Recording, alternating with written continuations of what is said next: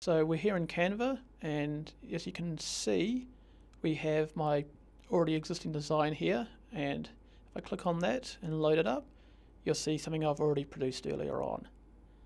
And you can see I've updated each of the various elements of the storyboard. Okay, so I'm going to show you how I did this. You can see here I've written in each element exactly what it is, pictures to go along with them. Right. Now, under Creative Design, you will see Storyboard.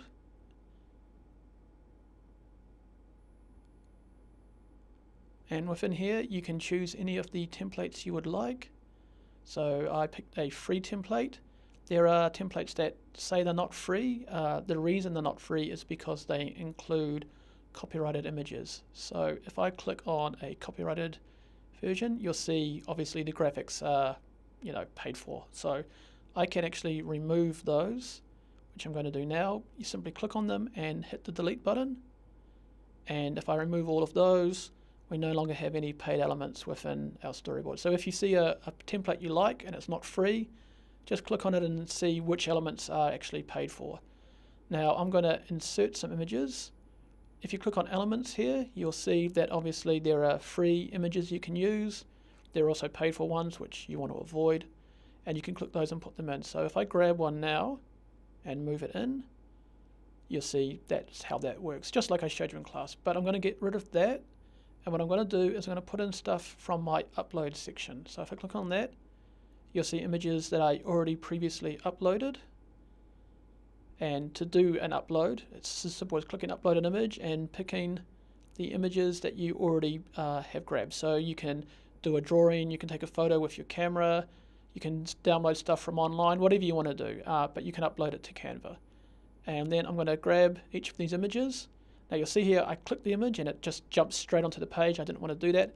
Hit the undo button and that'll remove that, and just drag and drop into where you want it to be. So I'm going to drag and drop into each individual panel one by one.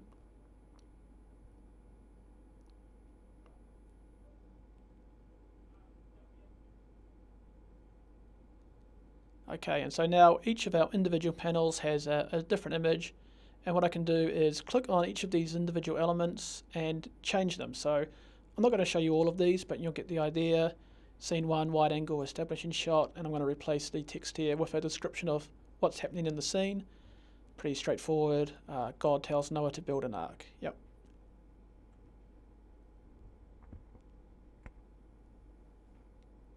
So I'm not going to do that for each of them, but you understand basically what I'm talking about. Each individual element can be changed or edited to what you want it to be. And obviously you want to change the project name.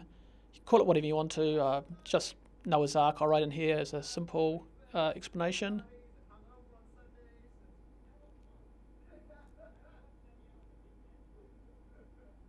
Okay, so that's basically our storyboard. But if you click on background, you can also get rid of that horrible orange background template there. And as this is Noah's Ark, I'll just grab myself a nice watery image. And you can see just dragging and dropping it, it'll just pop in. And we've essentially recreated what I had previously established. So that's essentially all you need to do to download the image. You choose the file type, stick with PNG. It's a good high quality image. JPEGs are a bit smaller, a bit more compressed, and you'll get a pretty nasty image quality out of that. Avoid MP4 entirely. And if you click on download, it will download the file for you. Now, Canva as a free software will periodically do stuff like this. You can just ignore that. You can see here the image I've downloaded. That's my PNG. You can print that out. You can send it digitally, so however you want to hand it in. And if you have a larger storyboard, you can actually add new pages. Now, if I click on add new page as opposed to copy page, you'll see that it's just the background template and nothing else. So we want to avoid that, obviously. We don't want to do all the work. So just click on copy page. And what that will do is create a complete copy of the first page. And then you can edit that as you like, changing whatever elements you like. Just as an example here, I'll just throw in a free image there just to show you. So you can do multiple pages on your storyboard if you like. I just did a very basic design. So let's just going to clear all of that. This essentially is the basics of how to produce a storyboard through Canva. It's pretty straightforward. If you have any questions, just send me an email. I'll give that to Orna to put up onto Canvas for you.